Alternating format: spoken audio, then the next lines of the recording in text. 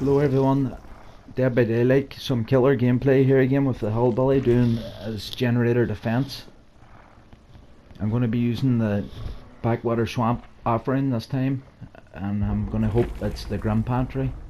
If it's Pale Rose, I'm in trouble, and I'm hoping my Blood Warden can pull me out. But my other three perks is the usual three perks. It's the Distressing, which gives you the larger terror radius and unnerving presence, compared with the Distressing, which will make skill checks really tough to hit, really smaller, and Overcharge then to apply a tough skill check that really gives me map knowledge and awareness of who's touching my gens.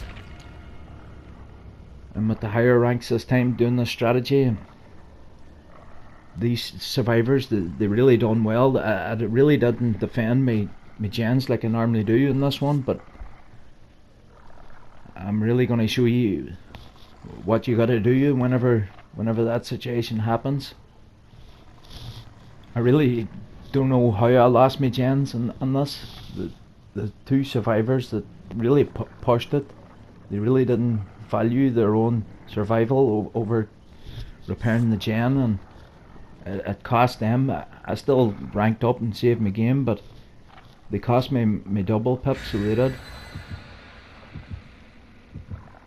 And as always, using the hillbilly is so essential to using this strategy.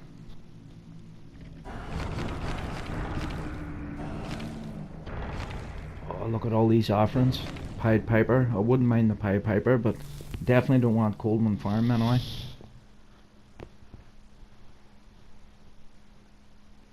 So I have a 66% chance of getting the map that I want, providing it's not the Pale Rose.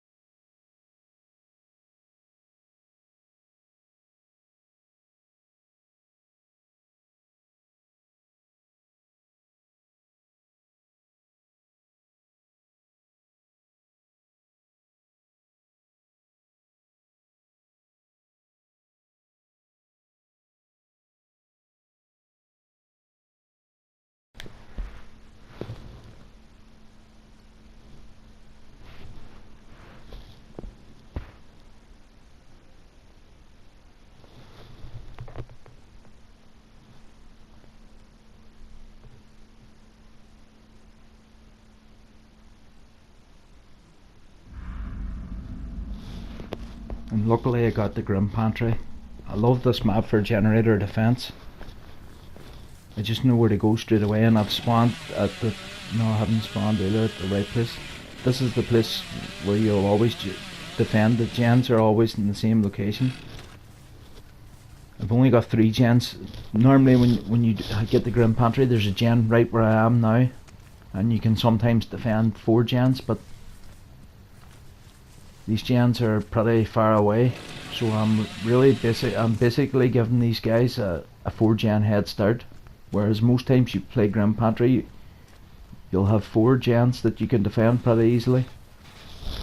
But these survivors done everything right. They had 2 on that gen that I just kicked, and then they had 2 on the fire one that I'm defending,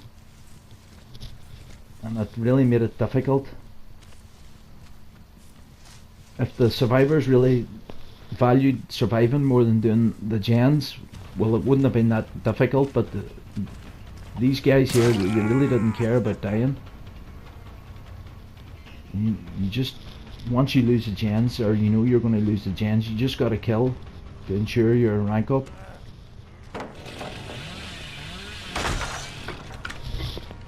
David King here, the blue tracksuit, he was one of the guys that was really pushing the gen,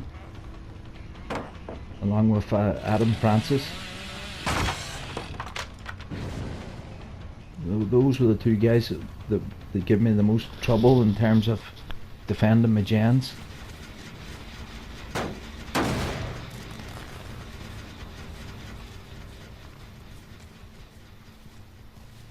But you just always patrol these 3 gens. The one in the shack, you don't even have to check the shack. You can, when you're going from this gen to the far gen, you can always just hear that gen being touched.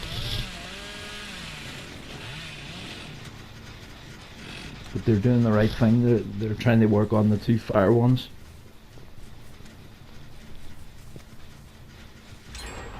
I know I lost the gens, but it's still really a good strategy, because more than enough times when you play this map, you'll have a 4th gen like 20 meters from that gen behind me,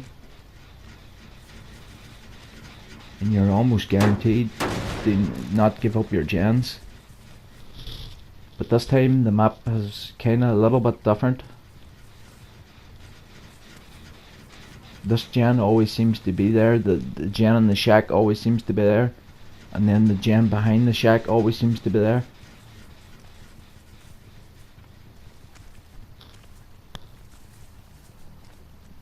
So you just wait your time, keep checking your gens.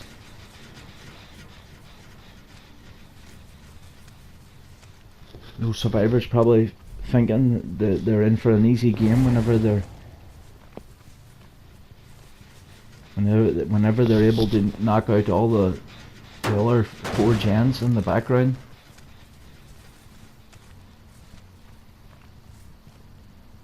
But there's this one guy, strange play from him, he keeps coming back to this gen and touching it. Normally when the killer approaches, you'll abandon that gen, you'll go somewhere else and try and work.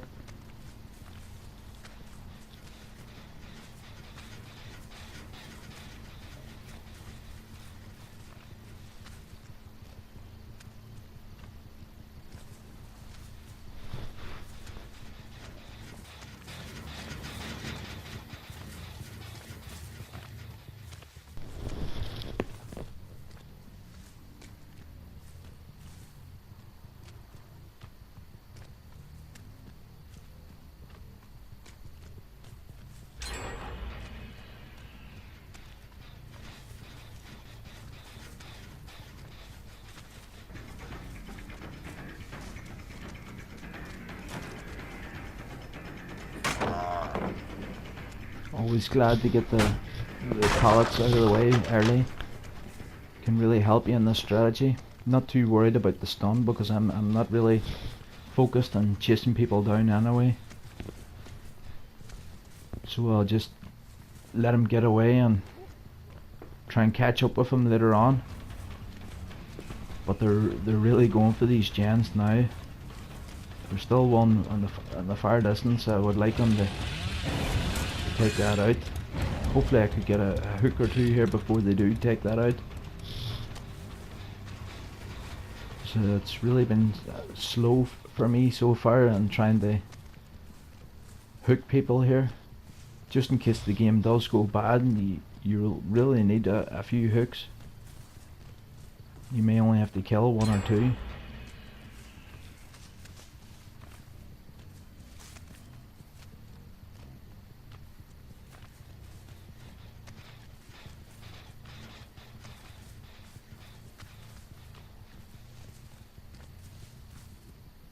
I think I made a real bad mistake in this game.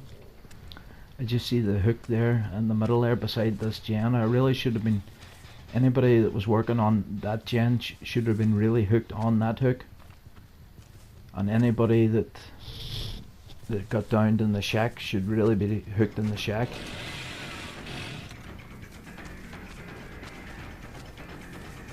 And that hook, I never noticed that when I was playing that game. Really, anybody working on that gen should have been hooked on that hook. But I didn't do that. I was taking them way up to the far end corner of the map to hook them, and I don't know, maybe I was thinking if they die, I don't want the good hook burnt. I just made a few bad errors in this game that really was the reason why I lost these gens. I know it's not because I'm playing at rank 2 here and the surviving's better. This strategy's so good that I really don't think the rank has anything to do with this.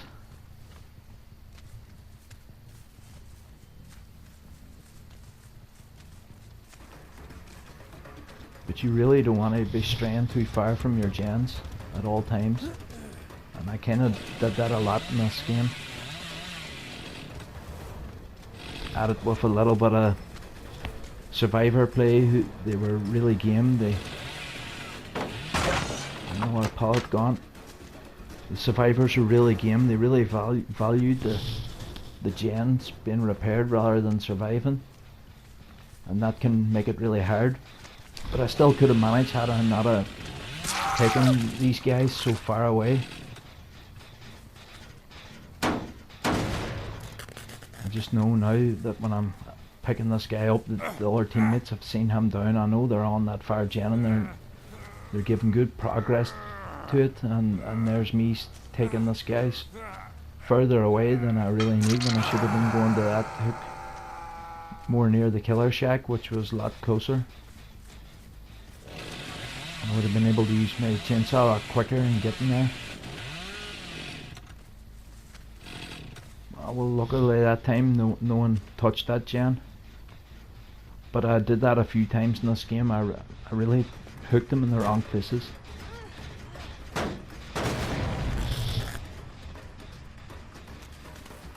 And that's how you know Nia's not Survivor Friends here, because if she had been Survivor Friends, she would have been trying to do co-op gens. You see there, my chainsaw attacks really poor there. Normally I'm pretty decent, not the greatest, but I'm decent with the chainsaw. But you don't really need to be really good at the chainsaw to do this strategy. It's a pretty easy thing to get your head around. It really just comes natural. Most hillbillies you play against, they all know how to use the chainsaw.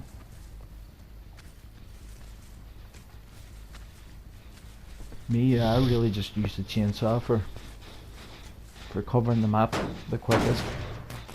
You've always got the one shot down with the chainsaw, but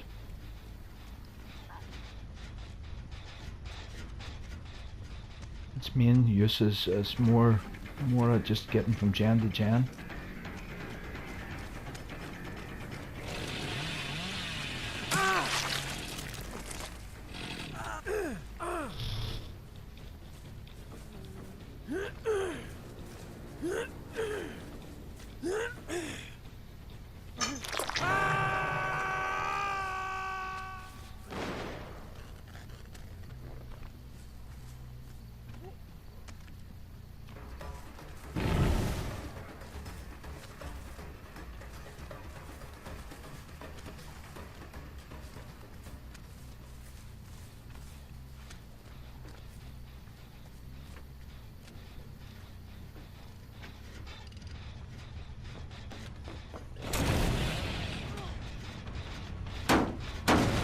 The killer gameplay's not the greatest in this game. That's 2 times now Nia's vaulted out that window. I really should have been getting a hammer attack on her, knowing that if she doesn't have self-care that somebody would have to leave a gen to go and help her. I just made lots of mistakes in this.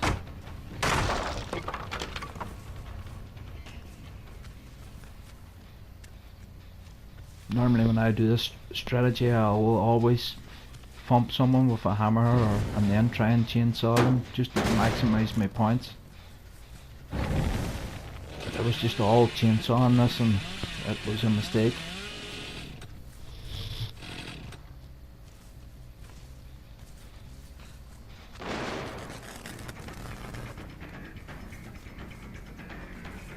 I finally got that gen fully regressed.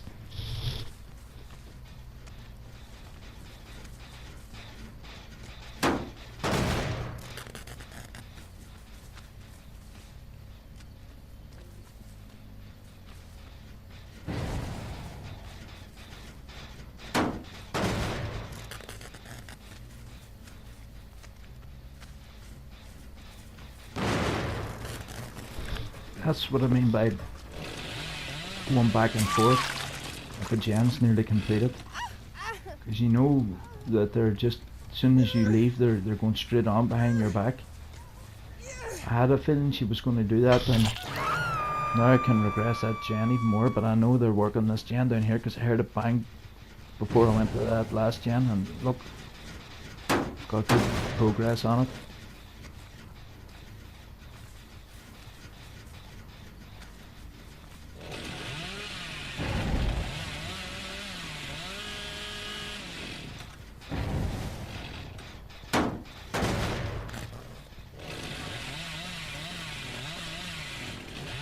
Just love the chainsaw getting you through those gens.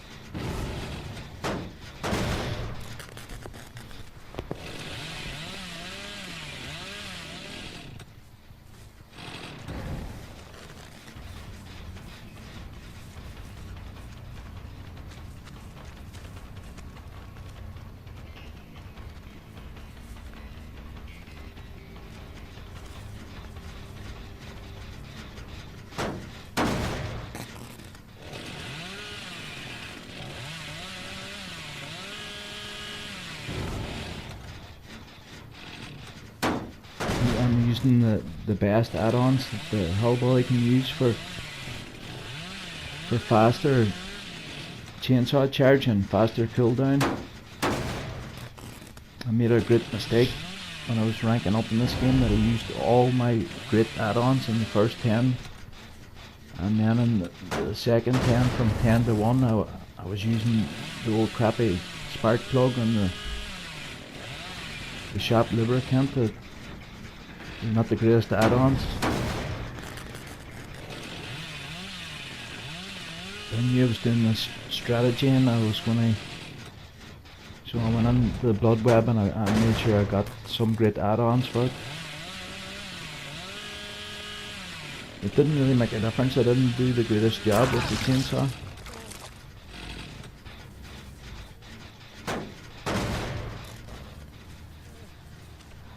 It's the add-ons I would always use with the hillbilly would be the faster charge time and the faster cooldown. I would never use the Thompson mix, which gives you better steering, and I just couldn't control. Anytime I use the Thompson mix, I can't control the hillbilly's chainsaw. I don't know how anybody makes that add-on work. It's just so sensitive. What I would tend to do with the chainsaw is I would wait till you're really close behind and then charge, because you can't really evade you too good. If you try and hit somebody with a chainsaw from a distance, all they have to do is just keep. Look at these guys here. They're so determined to get that gen done. And say you go back and forth, it really works in your favour. I've regressed that gen, must have been 30% there in just a couple of seconds. But I know they're straight back on it, and there's two of them there, so it's starting to get a little bit dangerous.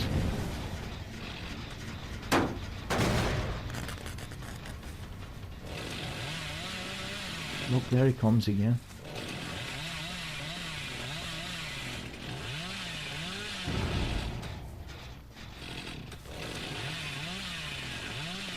I know I'm looking for a double tip here, and I'm going to be fair with everyone, give them every chance and all, so I can have enough time to get my double pip and rank all my emblems, but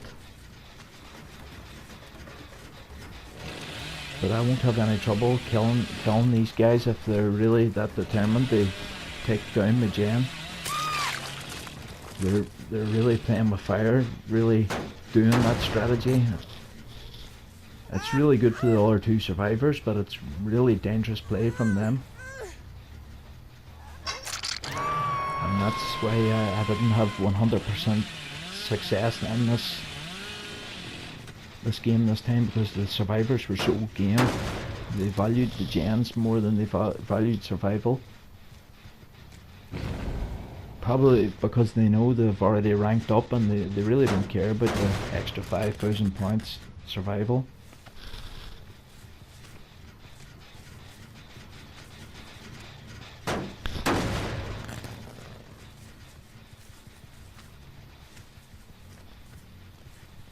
But still doing a pretty good job so far.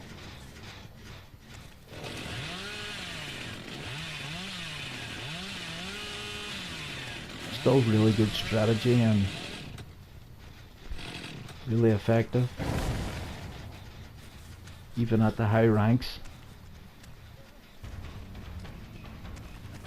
If you feel you're going to lose a gen, well, you just have to kill someone. It really makes it a lot easier then when they're down to 3, because anybody you injured or put down, one has to go to the player's aid, and I don't know how that chainsaw missed her. Once you down somebody, one of the other teammates is going to have to go to the player's aid, and it only leaves one gen operator then if you have 3. But I really want my double pip, so I really don't want to kill anyone yet. I'm really being greedy in this game and always going to go for the double pip. And if I hadn't made those mistakes by hooking the guys so far away, I believe I could have done better.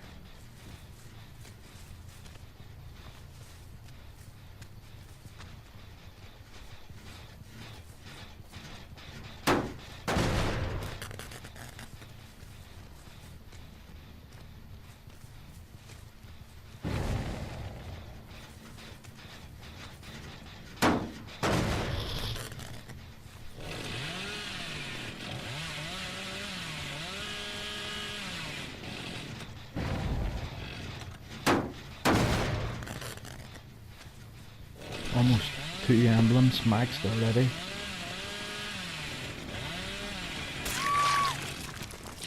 Got the chaser maxed, that's 3 emblems maxed. My hits almost maxed.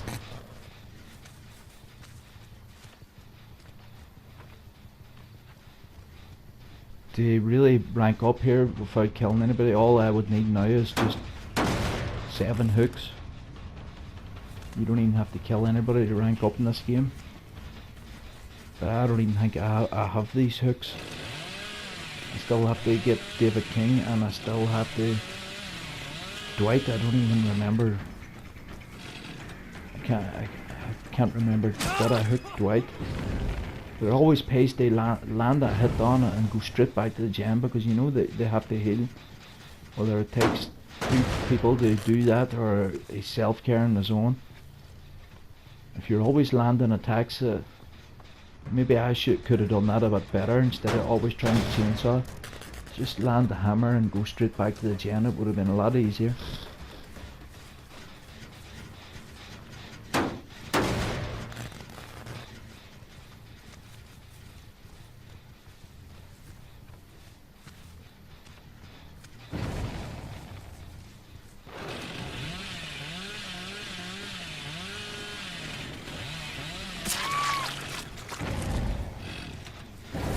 The exact same chainsaw attack as the last time.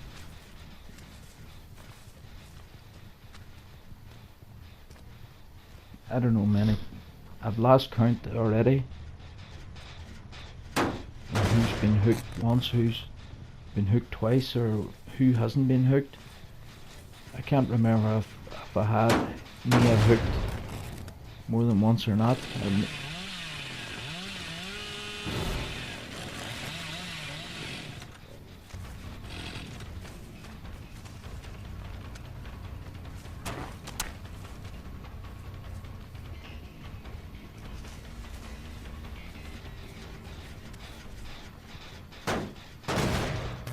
But the game's gone on long enough. I just made a few mistakes, but still good enough to show how effective the strategy is.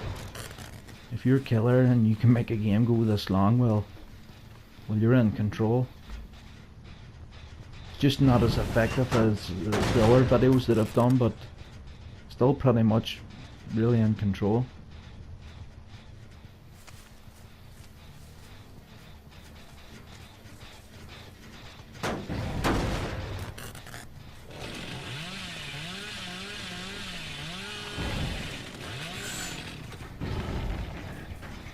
I think I would have had Dwight there had he not bumped into that tree stump.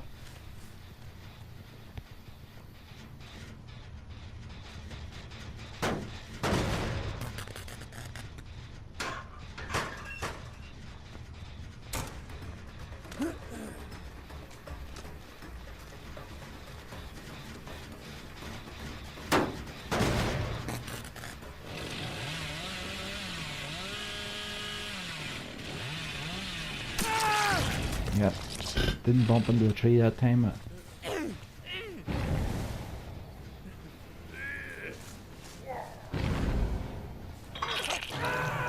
Dwight's first hook. I'm really way behind in the hooks in this game. That's my only real concern.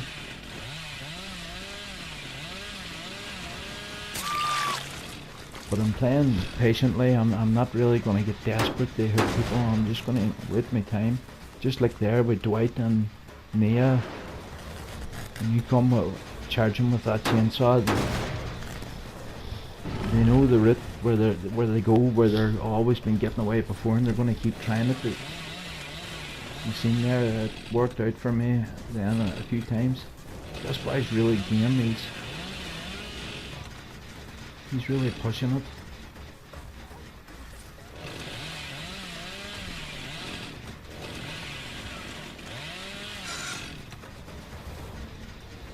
He's teabagging me now as well. I never teabag a killer. And I'm survivor. I ain't that stupid to teabag a killer. Because I know I'm not confident enough to be a good enough runner. Normally I'm good at going around the tree. That's not the greatest strategy, you know, for evading a chainsaw. I'm confident I can still get him doing that, because I do that many times.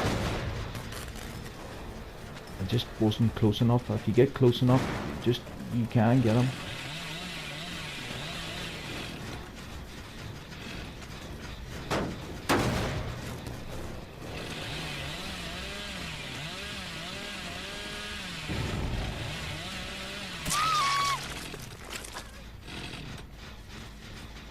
I've lost count how many people have chainsawed down at the same spots as I have other people in this game.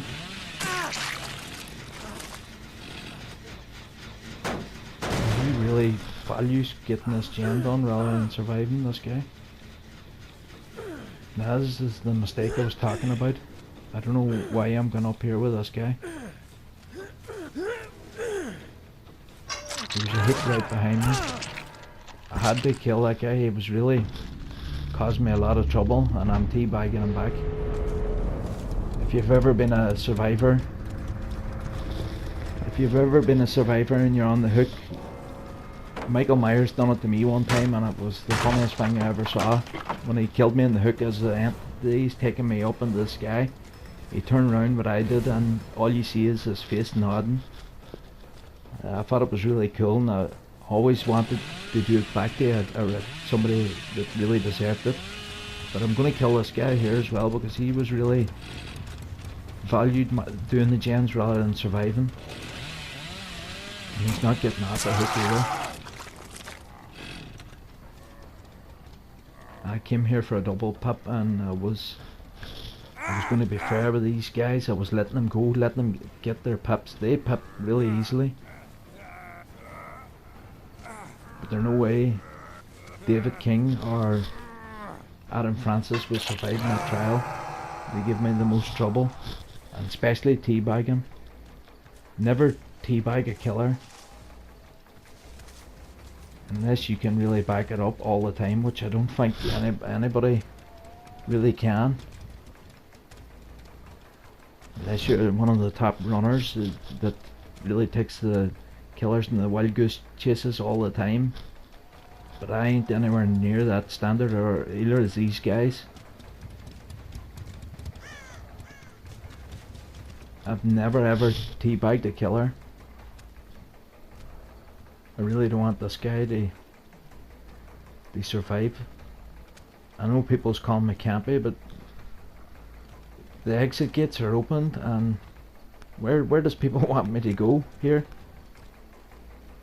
I can't see really where people wants me to go. I'm standing far enough away so that if he can back it up with a bit of good running, he has a chance. I'm not just standing right in front of his face.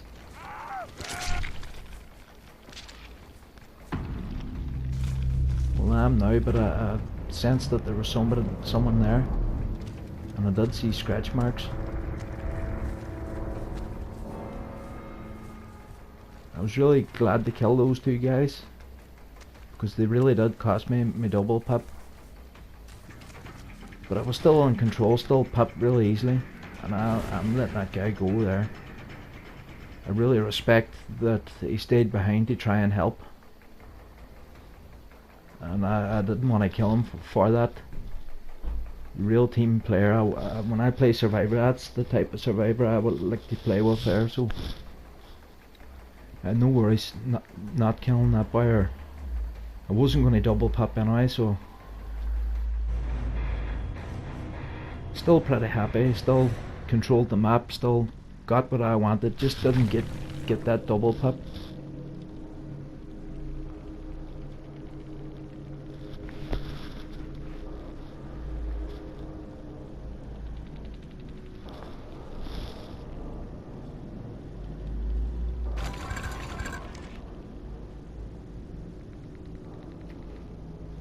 Yeah, I would have needed more than Dwight there to double pip. Look at the scores everyone has. Everyone done really well in this game, so I can't really say that these guys are too annoyed at getting killed. That guy died in 25,000, he may even double pip, so it's been a really good game.